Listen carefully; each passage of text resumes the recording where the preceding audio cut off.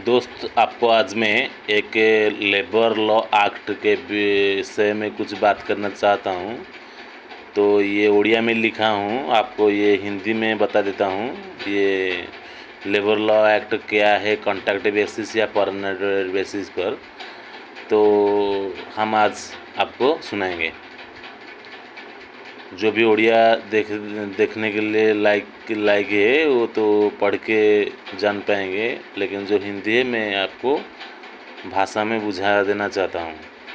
तो आप ज़रा देखिए, तो लेबर लॉ एक्ट क्या है, तो आप एक जब मजदूरी है तो जान पाएंगे हर कोई बात। Contract labour rule act, retracement और टर्मिनेशन, रेजिग्नेशन, अब्सकॉन्ड, ये चार ही तरफ से आता है।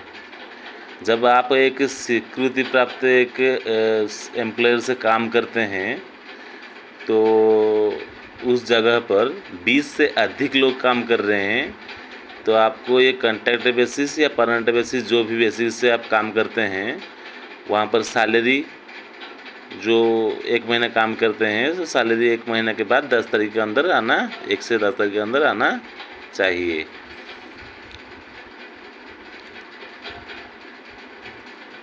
और ESI और EPF वो भी डिडक्शन होना चाहिए, वो मालिक करेगा, नहीं तो ये लेबर लॉ एक्ट का खिलाफ कर रहा है। आप ज़रूर उस पर एक्शन ले सकते हैं। और एक बात है कि जब आपको कोई मालिक या संस्था या ठेकेदार आपको 8 घंटा से ज़्यादा खटाता है या काम में लगाता है, तो आप उनसे ओटी के तरफ से डबल दरमा भी पा सकते। और भी रूल एक्ट है, ग्रेच्युटी भी वो देगा, क्योंकि 20 से अधिक लोग काम जब एक संस्था में करते हैं तो वो एम्प्लॉयर ग्रेच्युटी देगा और बोनस भी देगा।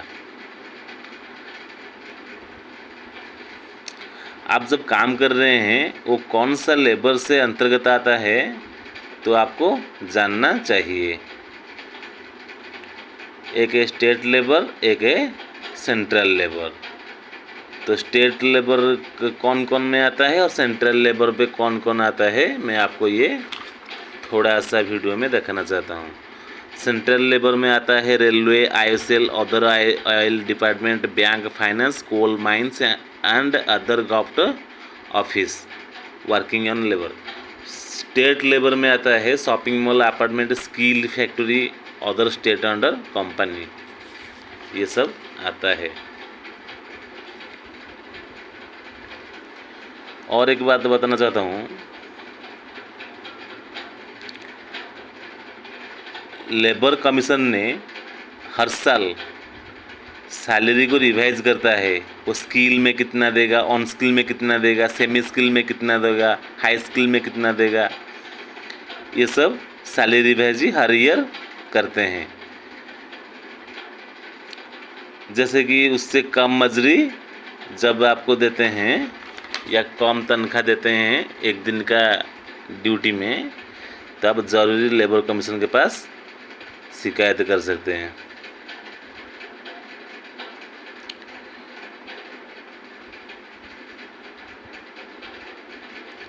और भी एक बात है, जो सिक्योरिटी गार्ड है और दूसरा कंपनी है, तो लेबर के पास डिमांड ड्राफ्ट क्या कर पैसा लेते हैं काम देने के लिए, और डिमांड ड्राफ्ट लेके तुमको को नौकरी से निकाल देंगे और दूसरा लोगों से नौकरी दे देंगे। आपका डिमांड ड्राफ्ट पैसा भी नहीं देगा। इसके ऊपर भी आप लेबर कमीशन जा सकते हैं और ज़रूरी तरफ से आप भी कार्रवाई कर सकते हैं वो एम्प्लॉयर को या ठेकेदार के पास। और डिमांड ड्राफ्ट रिटर्न, ये कोई लेबर एक्ट में लिखा नहीं है कि डिमांड ड्राफ्ट रिटर्न नहीं करेगा।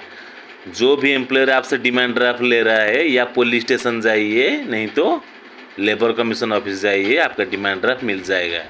तो डिमांड ड्राफ्ट जब देते हैं कोई भी एम्प्लॉयर या ठेकेदार या कॉन्ट्रैक्टर को, तो जो जेरॉक्स अपने पास रखिए, नहीं तो आपका डिमांड ड्राफ्ट नहीं मिलेगा।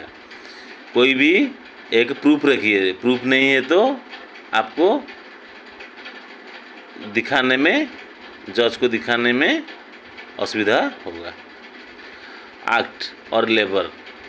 लेबर एक्ट चारों तरफ से बांटा गया है, और जब लेबर आप पाठ पढ़ेंगे तो ज़्यादा एक्ट भी लिखा है, लेकिन मैं मुझको चारों तरफ एक नॉर्मल लेबर जो आते हैं कैटेगरी में, चारों तरफ लेबर में आते हैं। और ये लॉ एक्ट चारों तरफ है। पेमेंट ऑफ वेजेस एक्ट ये भी बता रहे हैं, जो सेमी स्किल, ऑन स्किल या हाई स्किल में जो तनख्वाह नहीं देता है, उसके रूल रिवाइज के अनुसार सैलरी नहीं देता है, तो ये पेमेंट ऑफ वेजेस एक्ट 1936 में आता है। और इंडस्ट्रियल डिस्प्यूट एक्ट 1947 में आता है। शिल्प विवाद उसको कहते हैं। और workman payment of bonus act, जो मैं बताया वो 20 से अधिक ज़्यादा लोग काम करते हैं तो बोनस ही कंपनी देगा। और पेमेंट ऑफ ग्रेचुटी एक्ट, वो ग्रेचुटी भी देगा 20 से अधिक करते हैं तो। रिट्रेसमेंट, रिट्रेसमेंट का मतलब है उड़िया में छटई, हिंदी में छटनी कहा जाता है। कंपनी का एक मांदावस्था जब आता है, कंपनी एक नॉर्मल डाउन हो जाता है, तो उस समय कंपनी फैक्ट्री बंद करके लेबरों को घर को भेज देते हैं और सैलरी नहीं देता है। इसके आप लेबर कमीशन अभियोग कर सकते हैं, आपको जरूरी कार्रवाई कर जाएगी कंपनी के ऊपर। यदि आप कोई कंपनी में चोरी, हत्या, मिसकंडक्ट, जैसे दुर्व्यवहार, मारपीट, धमक, जो भी गालियाँ देना जो भी देते हैं, इसके साथ श्रमिकों को नुकसान होता है, कोई लेबर लॉ एक्ट उस पर लागू नहीं होगा। ये मालिक का, एम्प्लॉयर का फ़ायदा उठाएगा श्रमिक के ऊपर। इस मूवमेंट में लेबर को दूसरे तरफ पे काम से रिट्रेसमेंट करा जाता है। इसमें लेबर को कोई लाभ नहीं मिलेगा। और एक रिट्रेसमेंट है जो छटनी है, किसी भी रीज़न में, किसी भी बिना कारण में आपको छटनी करेगा। जो दरमा 21,000 होगा सेंट्रल वेजेस पर, आपको तुमको ज़बरदस्त फोर्सफुली 8,000 नौकरी में काम देगा। इसी तरह शोषण जब होते हैं, आप ज़रूर लेबर कमीशन के पास अभियोग कर सकते हैं। टर्मिनेशन या बहिष्कार, उड़िया में बहिष्कार बुलाते हैं और हिंदी में भी बहिष्कार बोलते हैं। उसी तरह रिट्रेसमेंट में टर्मिनेशन आता है। टोटल पूरा काम में ज़बरदस्त सस्पेंड कर देते हैं। वार्निंग लेटर या नोटिस कोई नहीं, कुछ नहीं देते हैं, फोर्सफुली नौकरी से निकल देते हैं। इसके साथ तुम्हारा दोस्त ने ड्यूटी कर रहे हैं और तुमको अकेले तरफ से ड्यूटी से निकाल देंगे।